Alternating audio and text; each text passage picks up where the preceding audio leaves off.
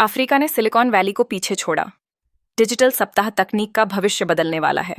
हम वहां युवाओं को फिर से उत्पादन से जोड़ने के लिए विकास कर रहे हैं, खासतौर पर कृषि और प्रसंस्करण में, क्योंकि 21वीं सदी में यह कल्पना नहीं की जा सकती कि हम अपना लगभग सारा भोजन बाहर से मंगवाते रहें, जबकि हमारे पास अपार संभावनाएं मौजूद हैं। कुछ पल ऐसे होते हैं जब कोई देश बदलाव की घोषणा नहीं करता, बल्कि उसे महसूस कराया जाता है। ठीक ऐसा ही हुआ जब नवंबर के महीने में 2025 की एक सुबह वागाडुगु ने कुछ अलग तरह से आंखें खोलीं। शहर में एक अजीब सी ऊर्जा थी। हवा तक मानो सतर्क हो गई थी, जैसे उसे भी पता हो कि इतिहास बनने वाला है। सम्मेलन केंद्र की ओर बढ़ती भीड़ में युवा प्रोग्रामर अपने लैपटॉप ऐसे थामे हुए थे जैसे उनके भीतर जिंदा विचार धड़क रहे हों। ड्रोन बनाने वाले छात्र अपने बैग ऐसे संभाल रहे थे मानो नाजुक पक्षी लेकर चल रहे हों। शोधकर्ता आखिरी क्षणों में नोट्स पलट रहे थे। आविष्कारक ऐसे नमूनों को थामे हुए थे जो मुड़े हुए धातु, तारों और पुनर्चक्रित प्लास्टिक से बने थे। संसाधन कम थे, लेकिन कल्पना की कोई कमी नहीं थी। हर ओर बेचैनी थी, एक गूंज, एक जागरूकता। और फिर वह क्षण आया जिसका सब इंतजार कर रहे थे। कैप्टन इब्राहिम त्राओरे मंच पर आए, डिजिटल सप्ताह के 20वें संस्करण का उद्घाटन करने। लेकिन इस बार यह सिर्फ एक कार्यक्रम नहीं था, यह एक घोषणा थी। जब उन्होंने बोलना शुरू किया तो हॉल में शोर नहीं हुआ, बल्कि गहरी खामोशी छा गई। वह खामोशी जो शिष्टाचार की नहीं, इतिहास की होती है। उन्होंने कहा, कृत्रिम बुद्धिमत्ता अब अफ्रीका के लिए विकल्प नहीं है। यह कोई भविष्यवाणी नहीं थी, यह एक निर्णय था। रेत पर खींची गई एक रेखा। छात्र आगे झुक गए, इंजीनियर सीधा बैठ गए। यह सोच बदलने का क्षण था। डिजिटल सप्ताह अब साधारण सम्मेलन नहीं रहने वाला था। यह शुरुआत थी। पुराने ढांचों में आई दरार, एक नए द्वार का खुलना। जब आप कार्यक्रम के भीतर दाखिल होते तो सबसे पहली चीज जो महसूस होती वह थी अव्यवस्था। और अजीब बात यह थी कि यही अव्यवस्था इसे जिंदा बनाती थी। यह किसी सजे संवरे मंच जैसा नहीं था, बल्कि एक विशाल कार्यशाला जैसा था, जहां विचार बन रहे थे, टूट रहे थे, फिर से गड्ढे जा रहे थे। हर ओर आवाजें थीं, कीबोर्ड की, हंसी की, बहस की, मशीनों की और कभी कभी किसी के चिल्लाने की। यह काम कर गया। एक कोने में युवा प्रोग्रामर ऐसी कृत्रिम बुद्धिमत्ता दिखा रहे थे जो तस्वीर से मलेरिया पहचान सकती थी। यह अभी परिपूर्ण नहीं थी, कभी अटकती थी, कभी गलत पढ़ लेती थी, लेकिन यह उनकी बनाई हुई थी। कहीं पास में स्थानीय सामग्री से बना एक ड्रोन जमीन से उठा और स्थिर होकर हवा में ठहर गया। भीड़ इसलिए नहीं झूमी कि वह सुंदर था, बल्कि इसलिए कि वह उनका था। कहीं भूमि पंजीकरण के लिए ब्लॉकचेन आधारित प्रणाली थी जो भ्रष्टाचार रोक सकती थी। कहीं जलवायु पूर्वानुमान मॉडल जो ऐसे छात्रों ने बनाया था जो कभी अपने देश से बाहर नहीं गए। हर जगह एक ही पैटर्न दिखता था। युवा लोग अपने ही अनुभवों से निकली समस्याओं का समाधान खोज रहे थे। यह शौक नहीं था, यह संघर्ष था, भविष्य के लिए लड़ाई। और जैसे जैसे आप आगे बढ़ते, यह साफ होता गया कि यह सिर्फ एक देश की कहानी नहीं है।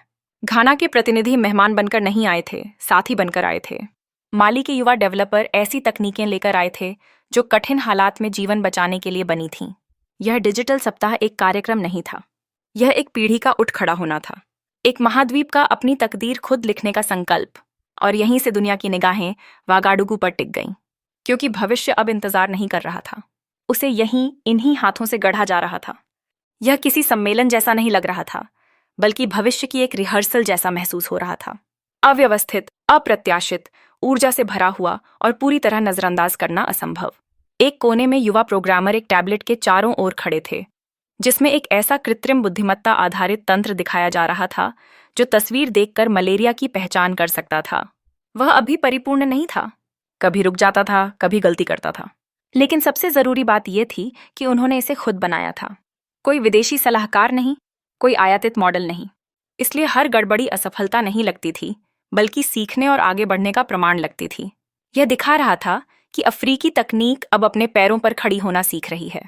कुछ कदम दूर इंजीनियरिंग के छात्रों की एक टीम ने एक ड्रोन दिखाया जो लगभग पूरी तरह स्थानीय संसाधनों से बनाया गया था।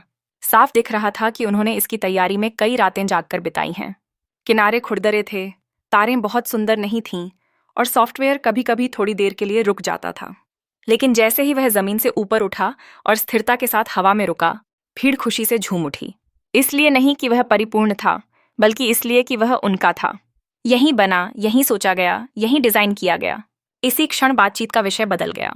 अब सवाल यह नहीं था कि यह क्या है, बल्कि यह था कि हमें कितने चाहिए और इसे कितनी तेजी से बड़े स्तर पर ले जाया जा सकता है। अब बात नमूनों की नहीं रही, समाधान की हो चुकी थी। और यह सब यहीं नहीं रुका। एक अन्य कक्ष में ब्लॉकचेन आधारित भूमि पंजीकरण प्रणाली दिखाई जा रही थी, जो भ्रष्टाचार को रोक सकती थी। यह सवाल उठना स्वाभाविक था कि क्या यह डिजिटल लहर सीमाओं के पार फैल रही है? क्या एक नया क्षेत्रीय तकनीकी गठबंधन बिना किसी औपचारिक घोषणा के आकार ले रहा है?